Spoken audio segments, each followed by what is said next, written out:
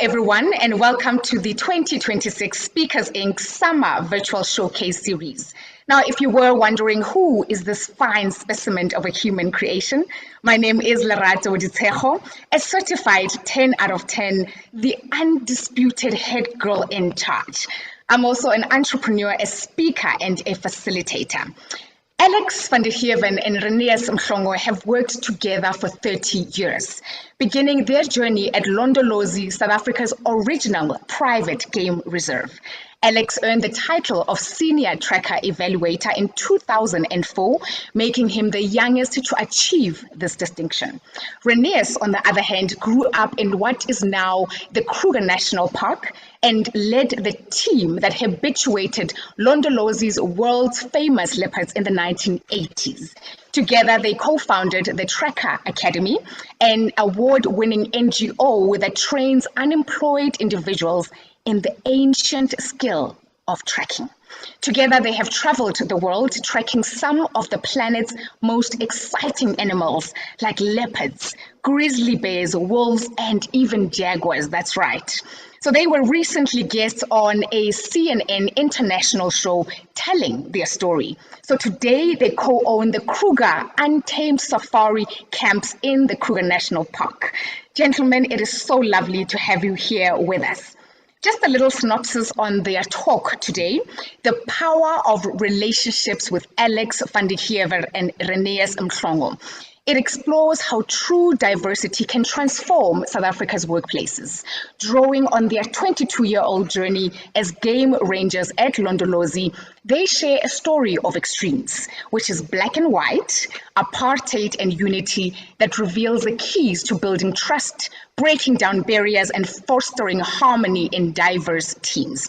So with humility, with humor, and deep insight, Alex and Renias show intercultural relationships, or they show how that intercultural relationships can unlock personal, financial, and national fulfillment. So together they inspire audiences to embrace generosity of spirit and realize their collective potential. Gentlemen, thank you for joining us, and over to you. I am a white 14th generation South African. My family arrived in Cape Town just a little over 300 years ago. The man beside me is Renias Mhlongo.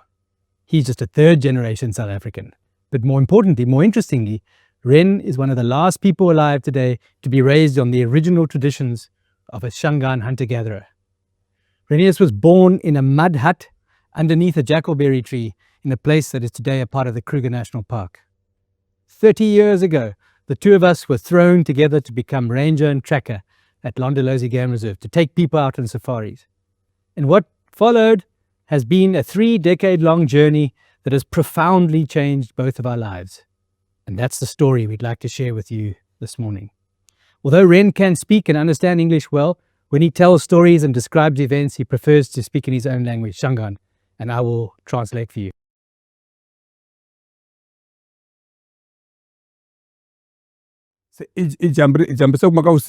By now it's dark. Makananiya namazota sabafana bateka kwaso siyaswa kota kusuka bakati from sukuru ara My mother and my aunts and sisters will help us gather all the belongings we're able to salvage from the wreckage. wabona ukufamba isikhukuza nafusiku. And they decide to head northwards. Can you imagine walking inside the Kruger National Park at night? La awuna thonchi With no lights, awuna xibamu no weapons, awuna nchumu na tihomu with lumbering cows, na men'we ntsongo. with small children. I was only 10 years old. Mari fambile ngati endaweni ngati yabisa kwini. We went into the unknown. Ifambe yafika indawo mavale lengwantamara. We arrived at a big river called the Sand River. La afika kuphe nkovo ya gangarala ngalungu. My mother said must cross the river onto the northern bank.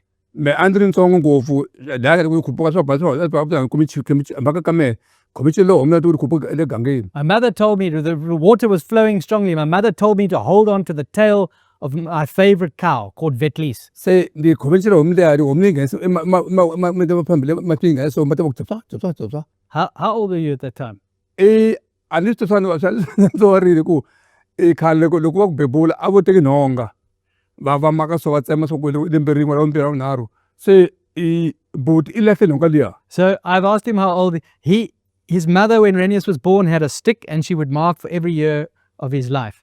His brother took the stick hunting one day and lost the stick in the bush. So Ren doesn't know exactly how old he was, but he was around 9 years at this time when they are now crossing the Sand River in the night. Sel go veklis anges minga pemba ba so mata makoka so. Ndika makita chava khoma utsiku ta fama khoma tsiku ndikholo de makita chava khoma tsikele khoma ko tsiku lo tsiku ta fama ta jo mat khoma. Ren's now got the tail of this cow. He's never felt the power of water like this.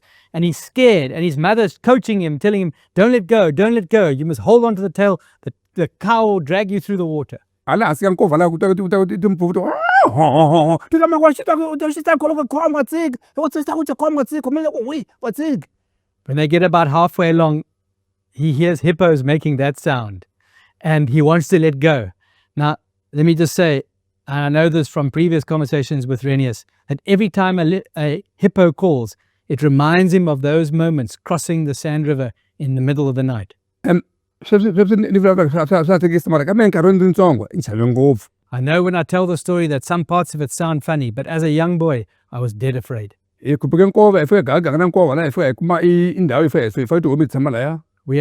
get onto the northern bank, we are wet, we're disorientated, we make a fire. We settle for the night. From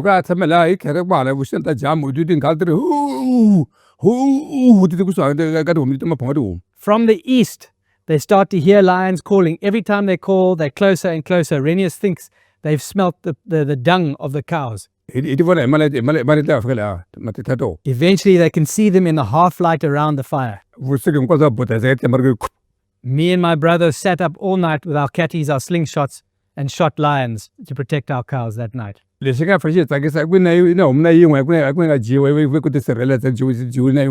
I'm happy to report that by the next morning we hadn't lost a single cow.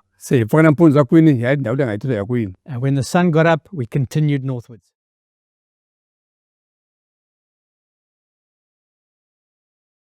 He knelt down again. He drew another circle around another track, but this one was perfectly clear. It didn't take a tracker to see that this was a leopard's track. He says to me in Shangan, he says, these tracks have gone now. This animal is close by. It was a warm summer's morning. Thick bush on either bank. The birds were calling. And we knew she was close by. We kept going. The donga made like an S-bend. We came around the first corner, and about 60 or 80 meters down the riverbed, we start to hear a tree squirrel make an alarm call. Chirr, chirr. Now, tree squirrels alarm for snakes, eagles, leopards, even at each other, humans. We weren't certain. Was this tree squirrel alarming because the Tugwan female was right there? We had just seen an African hawk eagle come over. We weren't certain. Maybe it was the eagle. This just lifted the tension. There were a few logs that had been washed across the river from the previous year's flood. I stepped on the log. As I took my next step, this leopard just exploded out of the bush at me. From side to side, I could not tell her teeth from her tail. She came up to me like lightning. I step back, I fall on my back. My rifle gets smashed out of reach. The animal comes right over me like this. I'm just waiting for her to bite me in the throat. And her tail is just lashing from side to side like this. I'm waiting for the impact. Renias is standing off to the left of me. Suddenly he says, Hema Jomban, Hema. He used to call me Majomban, means small boots. He says, Hema, wait. I thought, oh, I'm not going anywhere. And I'm on my back. I'm pinned by this animal. Every now and then she's lunging as if she's going to come at me. My head is saying, stay where you are. That's kind of what you were trained to do. And my heart's saying, now get out of here. Start running. Ren says to me, Unga abuka antifu. He says, don't look her in the eye. So I looked down. This made it worse because her growling was absolutely deafening. He says to me then, okay, Tana hanzako katsongo. He says, come back a little bit. So I thought, I must assure this is the right advice. And she comes at me again. Sand hits me on the shins. I can smell her breath. He says to me, and I hesitate. He says to me, Hamfan, young boy, Tana hanzako, come back. So I was in no position to start negotiating. So I just moved my bum in the sand, just a little bit like that. And I noticed this animal started to relax. I thought, oh, this is great. This is working. He says, katsongo, he says, slowly. The more distance I put between myself, the more... Whoa. Now that's my story. Man, now that's catchy my story. So you want to tell you what really happened? So there in Alex. You are going to stay Carlo. The problem with Alex at that time didn't listen so nicely. And the food in Carlo, and he was also quite arrogant as a youngster. But in Kinky, me. My problem was with me, him. I did the rank Alex to eat a maganja. I'd never trained Alex, never prepared Alex how to deal with a dangerous leopard before on foot. He wants to know from you, all of you, how well do you prepare your people, your staff, for the dangerous times? Because you don't prepare them for the difficult times, they're going to get eaten like Alex was nearly eaten in the donga. Seeing Renias's competence, seeing the way he supported me that morning, made me feel like I could really trust him. But I had to see it first. There are 3 basic human traits that have helped Renias and I dramatically, and we think could help you too. And they're very simple, but they're hard to do, which I'd like to share with you. The first is be accepting. When you offer acceptance, you make people feel like they belong. To the contrary, if you offer judgment, people will filter, they'll hold back, and you will create a fake environment around you.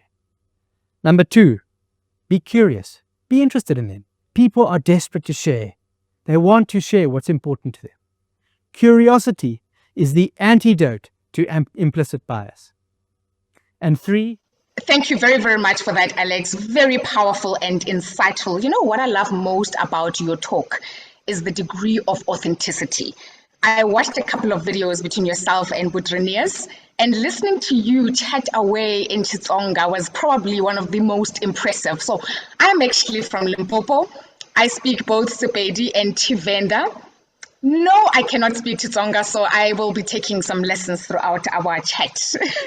When did you learn the language, and who taught you how to speak Xitsonga? Thanks, Lerato. So Renias taught me to speak Shangaan, Tsonga. Of course you did. We were paired in 1995, 30 years ago, as ranger and tracker. We had no say in each other's appointment. We were just put together. I was 19. He was 32. And if it was not for him, I'm not sure I'd be here before you today. Renias not only kept us safe, but also taught me everything I know about that environment and most specifically the ancient art of tracking. And in the beginning, he couldn't speak much English. I could speak no Shangaan. And so it was a mixture of hand signals and Fanangalo and a bit of Zulu and you name it. But we had an agreement. We would speak Shangaan whilst we were in the bush, and we would speak English when we were in the camp. And then we would switch it, and we would do it the other way around. So I could gain both contexts. And I taught him English, and he taught me Shangaan. And I'm conversationally fluent in Shangaan now. Some 30 years ago, it probably took me 8 or 9 years to get a grasp of it. And Renias was also pretty capable speaking English as well. But as you heard and you will hear during the presentation, when he describes events and tells stories, he prefers to speak in his own language, and I just translate for him. And I love that because when he speaks in his own language, he becomes animated. You get the sense, the spirit, the energy of what he's going to say. Even if you don't understand the language, most people understand what he's saying, which is fantastic. You know, you're right. I actually did see that. I did see his passion and energy come alive when speaking in his mother tongue.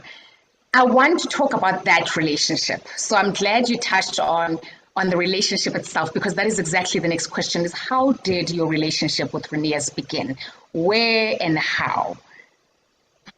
So there's always common purpose that helps in building a relationship. And our common purpose early on was very simple. It was, can we track and find elusive leopards for our guests? And we were both interested in the process of tracking. We were both fascinated with these mercurial animals, that being the leopard. And we were under pressure to deliver at Londolozi, which was famous for its leopards. People would spend their entire lifetimes saving money to come to Londolozi with the express purpose of seeing a leopard. And so you had to deliver.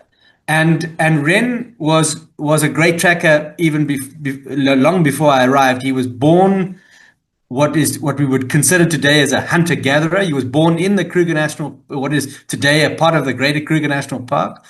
And so when I arrived, I stepped into his slipstream.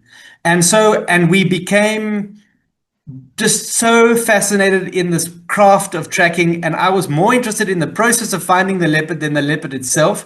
But tracking leopards became the thing that drew us together. It pulled us along, and then the relationship unfolded from there. We realized we've got quite a similar sense of humor, and we have this intrinsic love for the natural world. And I think we both realized, probably at different times, that there was selfishly something the other could get. For me, I knew I could learn more about nature and become a more effective game ranger or safari guide. And from Ren, he'd have to tell you, but he has been asked this question in my company, and he says, I wanted to learn English, and I wanted to learn about somebody else's culture. And so there was this desire on both our sides to get to know each other. And we realized quite quickly that the better the relationship became, the more effective we became at finding leopards for our guests. So the better our communication got, the faster I could learn to speak Shangaan, the faster I could learn to track, the better he understood me and my weaknesses and so on. It's the age-old story of teamwork. And so that made us pretty effective. And by the time we finished up at Londolozi, we were regarded by other people as the most effective leopard tracking team in the history of that place. Wow. That is extremely, extremely inspiring. You spoke a lot about how Renias wanted to learn English. In your NGO, are you teaching the young people, aside from the technical skill of tracking, leopards, are you teaching them how to speak English? Is this part of the curriculum as well? Yes, that's a very good question, Lerato. When we started Tracker Academy 15 years ago, we didn't teach people English or mathematics because most of the students who came to us have a matric certificate. However, 15 years later, we are finding the level of literacy and numeracy is lower than it was before. And now, for the first time in the last 2 years, we've actually employed an English teacher to come in and to do literacy and numeracy and financial planning, a bunch of stuff that is not related to tracking, but is absolutely essential for helping these people become the best versions of themselves. That's it. I love that. Thank you very much for that. Then I want to speak about what you said earlier on. The thing that brought you guys together was an element of common ambition. So the question now becomes, how can leaders move beyond that very surface level inclusion to building a more genuine intercultural friendships at work? So I'm speaking to authenticity. How do leaders cultivate that degree of authenticity that you guys were able to spark up? So there are three things that we know have helped us, which we think can help the viewers, the audiences we speak to. And those three things, I'll tell you two of them. Okay. The one is acceptance. And this is opening your heart to the fact that there's somebody different to you coming into your space. You can either offer them judgment or you can offer them acceptance. If you offer them judgment, they will filter, they'll hold back, and you won't get who they really are. And you'll never get the full expression of that person, and you'll never really understand what their ambitions are. The second is, but to the contrary, if you embrace them, that they feel like they belong and they'll step forward, and you'll start to learn things about the other that you would never have learned had you not opened and been more accepting of them. The second is curiosity. We find that it's essential for leaders to be curious in those who they work with, their staff, the people they lead. Leaders are often just don't have time to be curious. And curiosity is the antidote to implicit bias. Without knowing, without asking questions, you can never really get a sense of what that person's interests are, where they want to go. And when they see your interest in them, they will open up, and they will deem that a positive attribute. They will start to feel, oh, I'm valued. That person is interested in me. And again, it's another step forward. So those are two basic human behavioral traits that are very simple to understand, but hard to do in the busyness of work. Very, very true. I actually saw a couple of videos of yourself and with Renias on YouTube, and it looked like you were, I mean, there was a lot of sharing and speaking, but also a lot of demonstrating that was happening there. Am I correct in saying that these behavioral traits that you talk of, acceptance, curiosity, is something that you embed in the form of team building exercises as part of your offering? Yes, we tell stories that demonstrate those traits. And some of the stories are not easy stories to hear. There's a story, for example, of when I totally misread and mistrusted Renias. In fact, I accused Renias about 15 years ago of being involved in a rhino poaching syndicate. I accused Renias of one of the most heinous crimes imaginable for anybody working in a protected wildlife area. And that should have been the end of our relationship.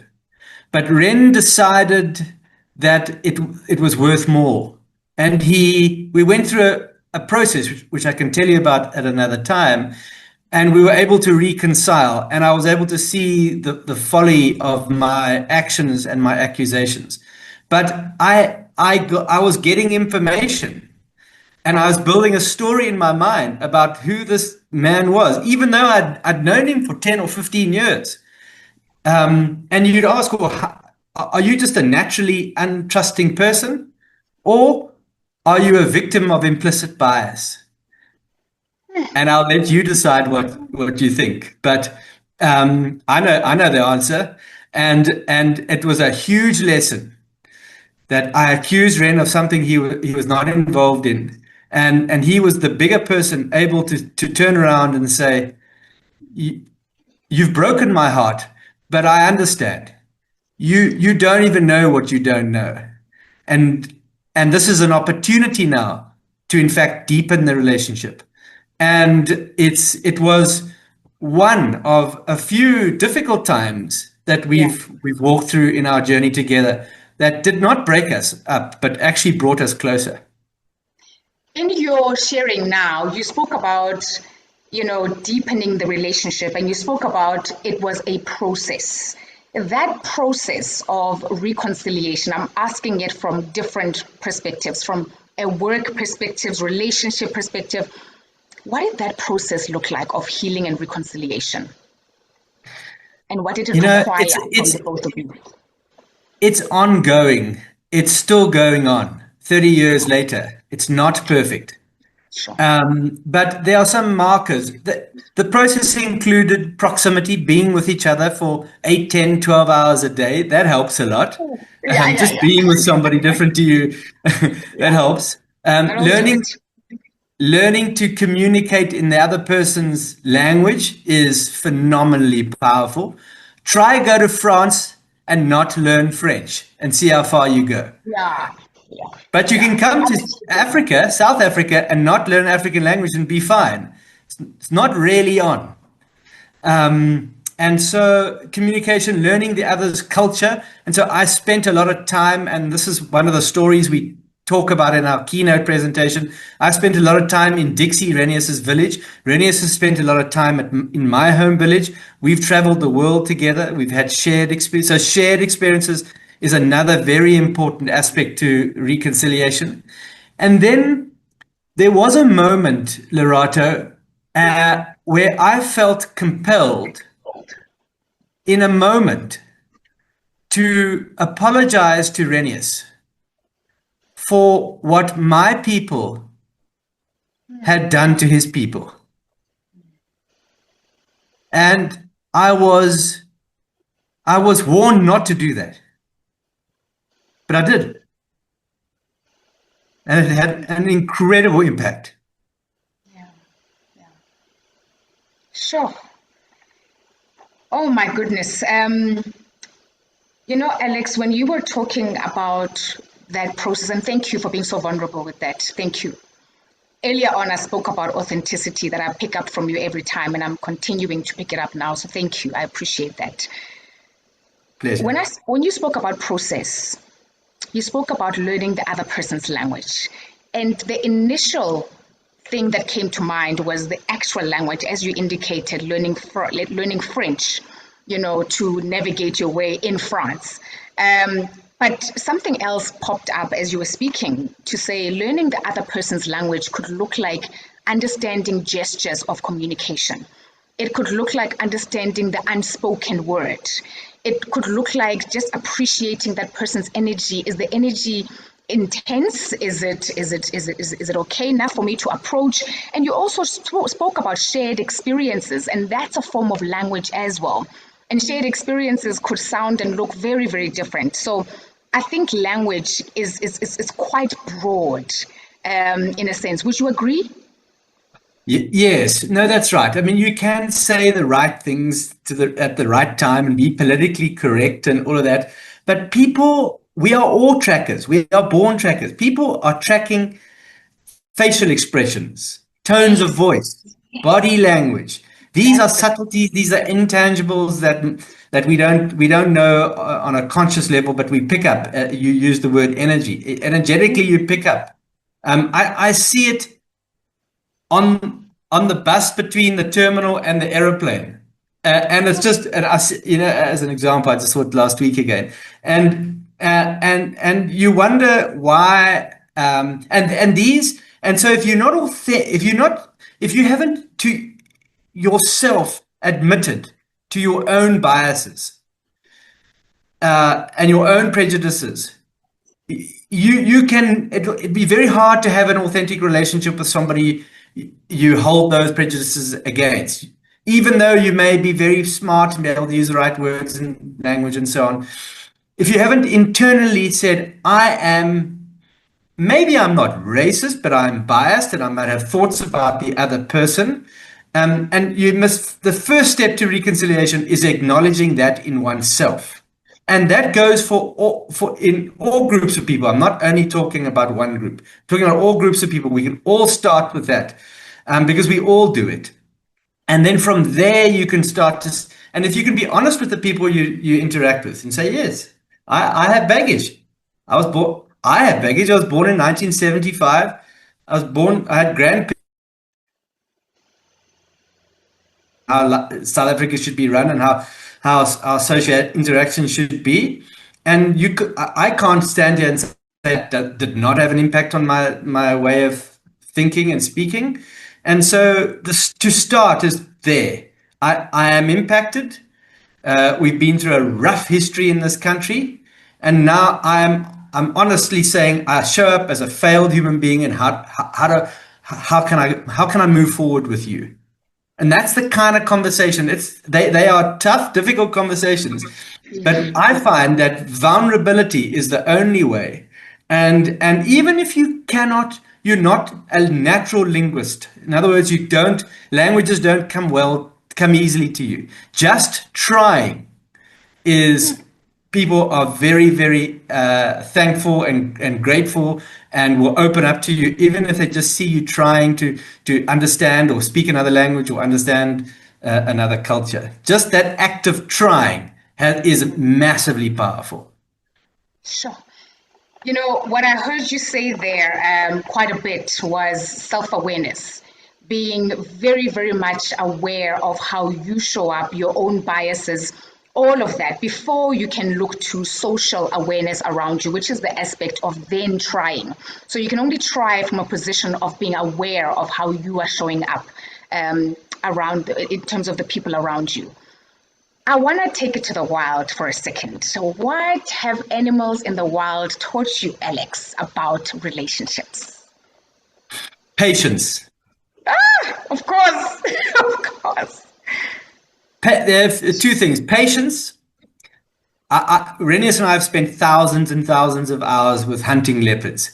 And the level of patience we see in the most successful individual leopards is just incredible. And Ren and I talk about this all the time. I mean, I've seen a leopard stalk an impala for an entire day until it is sure it's in the right position, and then make a final charge and make that kill. So patience, and we see that in leopards, the ability to adapt.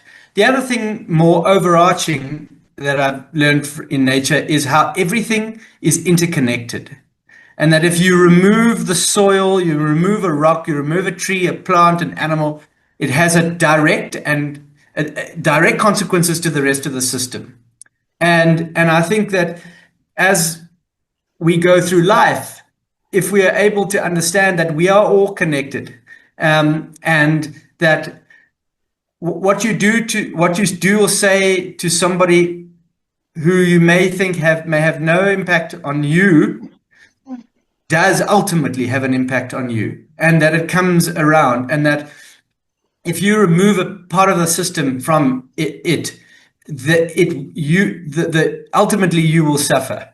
And so it's all about understanding that we are all interconnected and we are all connected, and that so I think I'm not sure if I've verbalized that correctly, but the interconnection of life is just so apparent to me. What I'm taking from that is that everything that we do or say has a ripple effect. There are consequences to how we show up, good and bad consequences to what we do and how we show up, which is, for me, the illustration of removing the rock and how it impacts the ecosystem at large. Sure, I think a lot of us need to spend time in the wild, Alex. The other thing I've noticed is that a leopard is a leopard. It knows it's a leopard. It doesn't try and be a lion or try and be an elephant. And they don't have the ability to use words, these animals, in the way we use words. So if a leopard tries to chase something and misses and goes hungry, they don't walk off and say, "I'm such a bad hunter. This is no one like that. That impala just ran too fast for me. It's the impala's fault." They don't have that. They stay in the moment. The actions have consequences. They deal with the consequences. They move on.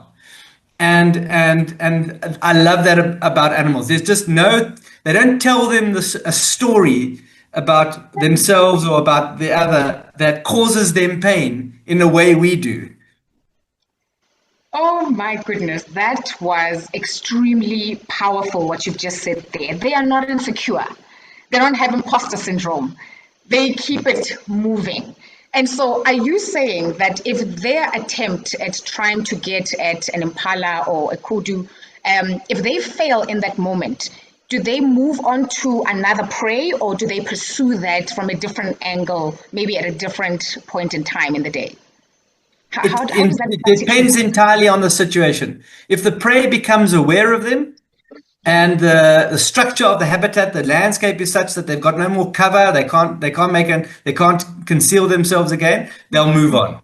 They'll move on, they'll change behavior, they'll go and mark their territory for a while, and then move into another area where the impala are unaware of them and go and try again there. So the point is that they move on, and they don't let any narrative in their heads get to what their next thing they should be doing. They're reacting and responding creatively to the environment as it unfolds in front of them. Sure. Thank you for sharing that. I needed to hear that. I really, really, really needed to hear that. Tell me something. What's the one story from Londolozi that still shapes how you approach people? We've got a few minutes left, so I just want to delve into that. So the question is, what's the one story from Londolozi that still shapes how you approach people today? So Londolozi is a small village of about 200 people that live there. And so you get to know everybody in that village. And these are people that are working in the garden, through the butlers, the people working in the workshop, the maintenance people, the chefs, the guides, the trackers, the senior management, up to the owners of that place. We all live in one place. We all eat in the same place. We all socialize in the same place. And we're all on a quest to learn about each other, each other's languages, cultures, and so on. We all celebrate the different cultures that are represented in that 200, their important days. We get to know their families, and we become intimate with each other. And you realize that somebody who you think may be totally different to you, when you sit down and you eat your pap and your vleis with them one Sunday afternoon and you watch soccer because there's not much, it's so hot out there, you're under the thatch and there's a TV on and there's a soccer match on, and it's you and the tractor driver. And 2 hours later, you've had a couple of beers together and you've watched a soccer match. And I'm not a particular soccer fan, but I've learned from him the rules of soccer. I now know Michael in a way I didn't know him before. And you would get those opportunities to have these little intimate interactions with people where you got so blown away by the extraordinary sort of just the power of humanity that you encounter on a one-on-one basis because you live in this tight-knit community. Now, I understand if you're living in Johannesburg or any other city in the world, you don't have that opportunity. But the point remains that if you put time into people, the power, the value you can get is just infinite. And lastly, who is the ideal audience for your talk? The ideal audience would be any team, really, where the team is pretty diverse, or the team is interacting with another team or clientele that is diverse. Wherever relationships are important, and especially where there's complexity because you've got different cultures and language groups together, that would make the ideal audience for us to address. Thank you very, very much, Alex. You were absolutely fantastic. Thank you for that very raw, intimate, and insightful conversations. I'm actually heading to Limpopo at some point after Christmas, so I'm very, very tempted to swing by that side. Are you going to be around, by the way? Yes, yeah. Duncan's got my number. You're welcome to call. Yeah. Okay, awesome stuff. Thank you very much for your time and for sharing with us today. Now, for those of you who are watching, if you would like to learn more about Alex and Renias, please visit Speakers Inc. on www.speakersinc.co.za. And of course, to book them, go ahead and send an email to info@speakersinc.co.za.